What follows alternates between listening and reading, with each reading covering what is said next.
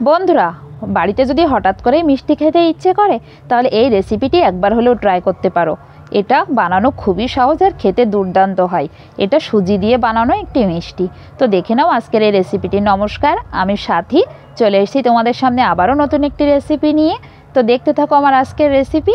দেখো, আমি এটা বানানোর জন্য কড়াইতে 1 চামচ পরিমাণ বাটার দিয়ে দিলাম। আমি অবশ্য সুজিটা বাটার দিয়ে ভেজে নিয়েছি, তোমরা চাইলে ঘি দিয়েও ভাজতে পারো। এবার দেখো 1 কাপ পরিমাণ সুজি দিয়েছি, ভালোভাবে একটু নাড়াচাড়া করে নিয়ে তাতে 1 কাপ পরিমাণ নারকেল দিয়ে দিলাম। নারকেল কোড়াটা দিয়ে আমি আরও কিছুক্ষণ নাড়াচাড়া করব।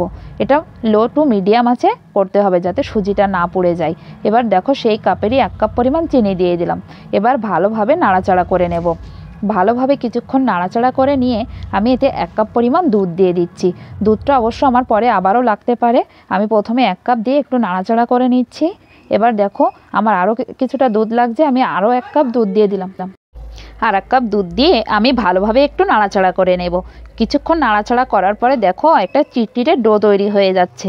এটা কিন্তু একেবারে রেডি হয়ে গেছে। আর এরকম একটা চিটচিটে ডো তৈরি করে নিয়ে আমি একটা প্লেটে নামিয়ে নেব। কিছুক্ষণ রেখে দেব একটু হাত সহ্য হওয়ার মতো। হালকা একটু ঠান্ডা হয়ে গেলে আমি এবার এটা ভালোভাবে চটকে মেখে নেব।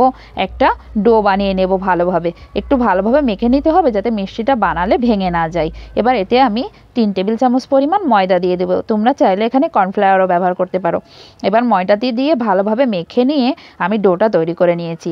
এবার হাতে একটু ঘি মেখে নিয়ে আমি দেখো হাতের সাহায্যে এরকম গোল গোল করে নিচ্ছি। এবার গোল গোল করে নিয়ে মাঝখানে একটু আঙুলের চাপ দিয়ে এটা রিংয়ের তৈরি করে নেব। একটা রিং মতো তৈরি করে নিয়েছি। এবার দেখো তৈরি হয়ে গেল আমার মজাদার এই মিষ্টিটি। এবার মিষ্টিটা তৈরি করে নিয়ে আমি গরম তেলে এটা ভেজে নেব। তো বন্ধুরা, তোমরা যারা নতুন বন্ধু আমার এই ভিডিওটি আজ প্রথম দেখছো তারা অবশ্যই আমার চ্যানেলটি সাবস্ক্রাইব করে দিও প্লিজ। আর এবার দেখো মিষ্টিটা আমার সব তৈরি করা হয়ে গেছে। আমি গরম তেলের মধ্যে একে একে সবগুলো ছেড়ে দিলাম। এবার উল্টে পাল্টে লাল লাল করে আমি এটা ভেজে নেব। অবশ্যই এখানে আমি শুধু ভেজে তারপরে এই মিষ্টিটা সার্ভ করেছি। তোমরা চাইলে মিষ্টিটা ভেজে চিনির শিরায়ও ডুবিয়ে নিতে পারো, তাহলে আরও বেশি টেস্টি হবে খেতে। তো দেখো আমি লাল লাল করে এটা ভেজে নিচ্ছি। তো আজকের এই রেসিপিটি তোমাদের কাছে কেমন লাগলো অবশ্যই কমেন্টস করে জানাবে। আর তোমরা যদি নতুন কোনো রেসিপি দেখতে চাও অবশ্যই আমাকে কমেন্টস করবে। তো আমার পুরনো বন্ধু যারা আমার পাশে আছে তাদেরকে আমি আবারও একবার ধন্যবাদ জানিয়ে নিচ্ছি। এবার দেখো আমার মিষ্টিটি ভাজা হয়ে গেছে। এবার আমি এটা প্লেটে তুলে নিচ্ছি। এবার আমি এটা ভেঙে দেখিয়ে দিচ্ছি এটা কতটা মজাদার হয়েছে।